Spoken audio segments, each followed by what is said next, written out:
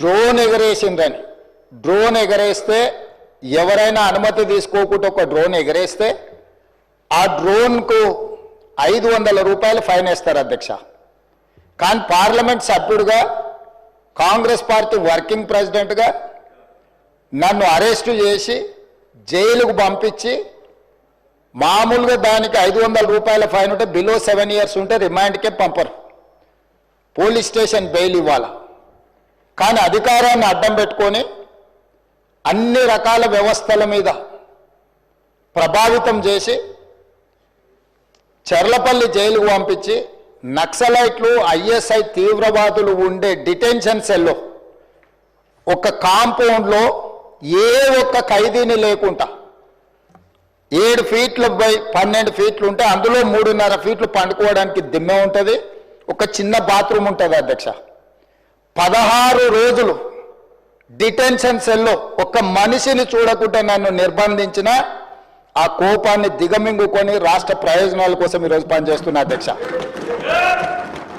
రాత్రిపూట పడుకోవడానికి లైట్ బంద్ చేయకుండా ట్యూబ్ లైట్ ఆన్లో పెడితే అది open air jail, ఇంతింతలో బల్లులు 7 feet 3.5 feet దిమ్మ ఉంటే దిమ్మ మీద పడుకుంటే ఇంకొక 3.5 feet గ్యాప్ ఉంటుంది.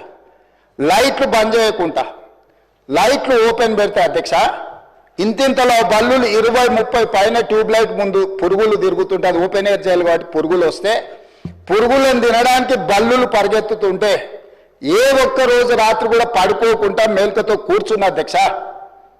బయట కానిస్టేబుల్ లైట్ బంద్ చేయవా పడుకుంటా అంటే లేదు సార్ పైనుంచి ఆదేశాలు ఉన్నాయి, ఆ ట్యూబ్ లైట్లు బంద్ చేస్తే మీరు పడుకుంటారు కాబట్టి ట్యూబ్ లైట్లు ఆన్లోనే పెట్టమని. ఆ ట్యూబ్ లైట్ స్విచ్ బయట ఉంటుంది అధ్యక్ష, లోపల ఉండదు.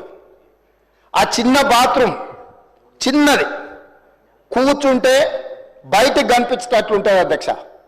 ఒకసారి నేను ఎమ్మెల్యేల హోమ్ కూడా నా దగ్గర ఉంది కదా, ఎమ్మెల్యేలను నేను తీసుకెళ్తా, మంత్రులను తీసుకెళ్తా. ఏ జైల్లో ఐఎస్ఐ తీవ్రవాదులను కరడుగట్టిన నక్సలైట్లను బంధిస్తారో పార్లమెంట్ సభ్యుని నన్ను 16 రోజులు అందులో బంధిస్తే 16 రోజులు రాత్రిపూట ఏ ఒక్క రోజు పడుకోలేదు అధ్యక్ష. పొద్దున పూట బయటకు వదిలినప్పుడు 6 గంటలకు వచ్చి ఖైదీలను బయటకు వదులుతారు కదా అధ్యక్ష, బయట ఒక చెట్టు ఉంటే 16 రోజులు పొద్దున పూట చెట్టు కింద పడుకున్న అధ్యక్ష. అయినా నేను కోపం ప్రదర్శించలే. ఇవన్నీ కూడా దేవుడు అనేటోడు ఉంటాడు, చూస్తాడు, అంతకు 4 ఇంతలు అనుభవిస్తారని నేను అనుకున్నా. సరిగ్గా నేను ప్రమాణ స్వీకారం చేసే రోజే నా మీద కక్ష సాధించిన వాళ్ళని దేవుడే చూపించి దావకంలో షరీక్ చేపించింది అధ్యక్ష. నేను ఎవరిని ఏం అనాల్సిన పని లేదు. మొదటిసారి నన్ను జైల్లో ఎన్ని రోజులు పెట్టినరో వాళ్ళకి తెలుసు. నా బిడ్డ లగ్గం ఉంటే కూడా లగ్గానికి ఇంటరిం బెయిల్ 2 గంటలు పోయి లగ్గం చూడడానికి కూడా అభ్యంతరం పెట్టి ఢిల్లీ నుంచి న్యాయవాదులను తీసుకొచ్చి ఇక్కడ వాదించి ఆయన బిడ్డ లగ్గపత్రిక రాసుకోవడానికి కూడా వెళ్ళడానికి వీల్లేదు అని చెప్పి కోర్టులో వాదించిన వాదనలు అక్కడ ఉన్నాయి అధ్యక్ష. కోర్టు నా కండిషనల్ బెయిల్ ఇచ్చింది అధ్యక్ష. నా బిడ్డ లగ్గపత్రిక రాసుకొని అక్కడి నుంచి సీదా మళ్ళీ చర్లపల్లి జైలుకు పోయిన అధ్యక్ష. రాజకీయ కక్ష సాధింపు మీద నాదా? నా బిడ్డ లగ్గానికే పోకుంటే నన్ను అడ్డుకున్నా ఎవరికైనా అధ్యక్ష, మన పిల్లల కంటే మనకేముంటుంది అధ్యక్ష ఈ భూమి మీద? నా బిడ్డ లగ్గానికి లగ్గపత్రిక రాసుకోవడానికి కూడా అడ్డుకుంటే కూడా నేను మిమ్మల్ని ఏమనలే.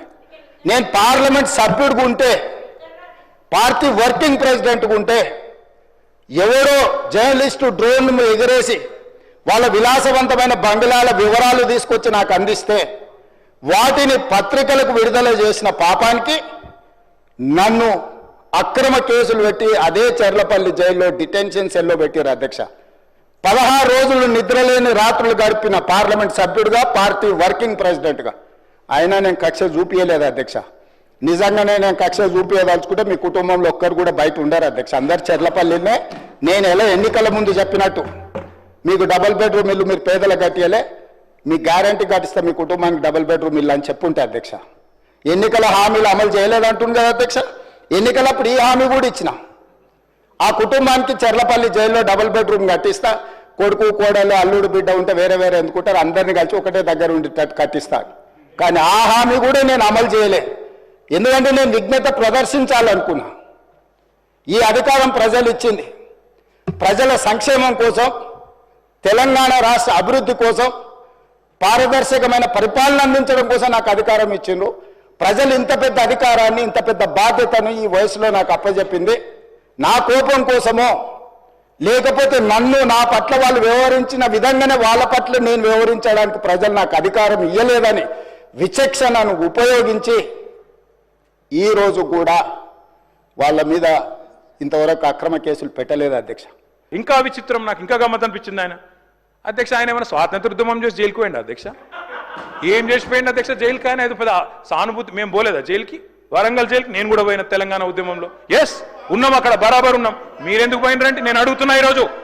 ఎస్ మీ ఇంటికి ఇవ్వాలని జూబ్లీ హిల్స్ ప్యాలెస్ మీదకి ప్రైవేట్ డ్రోన్ పంపితే ఊకుంటావా? అక్కడ నీ బిడ్డనో నీ వైఫో ఉంటే వాళ్ళని ఇష్టం ఉన్నట్టు ఫోటోలు తీస్తే ఊకుంటావా? ఎవరి ఇళ్లలో పడతా వాళ్ళ ఇళ్ళ దొరబడతా, నా ఇష్టం ఉన్నట్టు చేస్తా, అరాచకం చేస్తా అంటే ఊకుంటారా అధ్యక్ష? ఇది పద్ధతేనా అధ్యక్ష? అంటే మీ కాడికి వచ్చేవరకే కుటుంబాలు, మీ కాడి కొరకు వచ్చేవరకే భార్య పిల్లలు, వేరే వాళ్ళకి లేరా అధ్యక్ష భార్య పిల్లలు? మీరు ఆనాడు ఇష్టం ఉన్నట్టు మాట్లాడినప్పుడు, లేని రంకులు అంటగట్టినప్పుడు, ఇష్టం ఉన్న సంబంధాలు మాట్లాడినప్పుడు ఆ రోజు లేవా నీతులు? చివరికి మా ఇంట్లో పిల్లల్ని కూడా తిట్టింది మీరు కాదా? ఆనాడు మా ఇంట్లో చిన్న చిన్న పిల్లల్ని పట్టుకొని, మైనర్ పిల్లల్ని పట్టుకొని బూతులు మాట్లాడింది మీరు కాదా?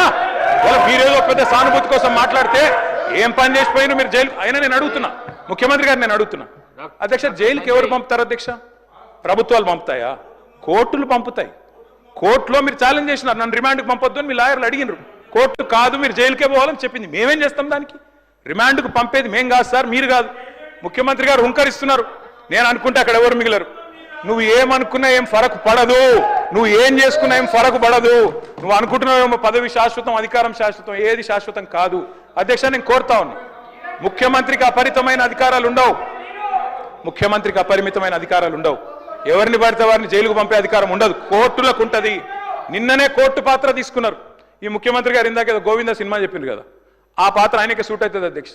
ఎందుకంటే అప్పుడే లాయర్ అయిపోతాడు ఆయన, అప్పుడే జడ్జ్ అయిపోతాడు, అప్పుడే మళ్ళీ స్పీకర్. మీరు తీసుకునే నిర్ణయం వారు చెప్తారు, సుప్రీంకోర్టు తీసుకునే నిర్ణయం వారే చెప్తారు, ఉప ఎన్నికలు రావంటారు, ఎన్నికల కమిషన్ నిర్ణయాలు ఆయనే చెప్తారు అధ్యక్ష. మీ బహుపాత్రలు మీకే సూట్ అవుతుంది తప్ప మా